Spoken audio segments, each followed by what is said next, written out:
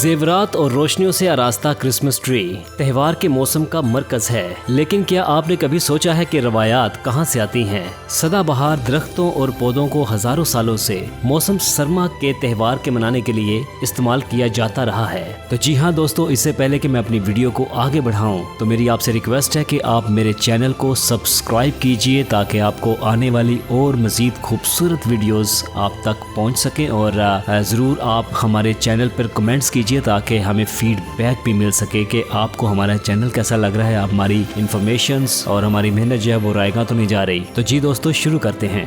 मसीहियत की आमद से बहुत पहले यूरोप में पेगन्स लोग अपने घरों को सजाने के लिए सदाबहार दरख्तों की शाखों का इस्तेमाल करते थे और मौसम सरमा के दौरान अपनी रूहों को रोशन करते थे। इब्तदाई रोमियों ने सदाबहार का इस्तेमाल 70 नालियां के त्योहार पर अपने मंदिरों को सजाने के लिए किया, जबकि कदीम मिस्री और देवता रा की इबादत के लिए सब्ज खजूर के रिशों का इस्तेमाल किया करते थे। क्या मसीही क्रिसमस ट्री रख सकते हैं अगर वो इसे या क्रिसमस के दूसरे हिस्सों को यीशु पर बुत ना बनाए? सिडनी यूनिवर्सिटी से ताल्लुक रखने वाले डॉक्टर डोमिनिक विल्सन ने कहा, घर में सदाबहार लाने का ख्याल सर्दियों की तारीकी में जरखेजी और नई जिंदगी की नुमाइंदगी करता है, जो कि पेगन्स थीम्स से कहीं ज्यादा है। लिहाजा घर में सदाबहार लाने का ख्याल वहीं से शुरू हुआ और आखिरकार ये क्रिसमस ट्री में बदल गया। कई नजरियात और अफसाने हैं कि किस तरह सदाबहार का दरख्त मसीहियत की इलामत बन गया। इसका सेहरा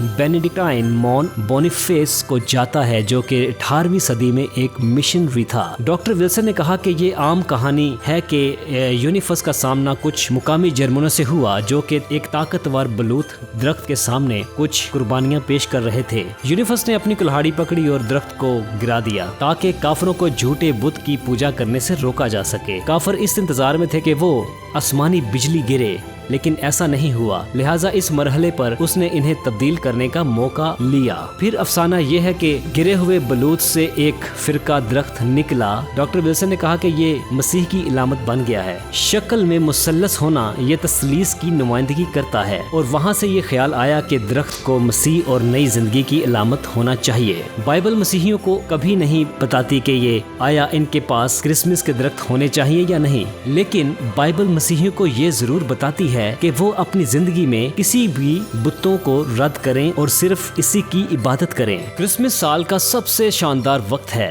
क्रिसमस शानदार है क्योंकि ये वो वक्त है जब यीशु ने अपने आप को आजिज किया और इंसानी शक्ल इख्तियार की। ये सब कुछ ताकि वो हमारे गुनाहों के लिए मर सके और मुर्दों में से जी उठकर हमें अपने साथ हमेशा की जिंदगी दे सके। आप सोच रहे होंगे कि क्रिसमस ट्री की सजावट या पूजा करना गुनाह है और आप ऐसा कभी नहीं करेंगे। जी हाँ, लेकिन यीशु मसीह से बढ़कर क्रिसमस के दरख्तों की पूजा करना आपके ख्याल से कहीं ज्यादा आसान है। परेशान ना हो, मैं भी इसका कसूरवार हूँ और इसीलिए मैं कुछ निकात पर बात करता हूँ जो आपको ये फैसला करने में मदद करेंगे कि क्या आप ज़ाती तौर पर क्रिसमस ट्री रख सकते हैं। अगर आप क्रिसमस ट्री या अपनी आम क्रिसमस की सजावट के बगैर क्रिसमस बनाने का तसव्वुर नहीं कर सकते, तो हो सकता है आप इन चीज़ों की इबादत यीशु से ज़्यादा कर रहे हों।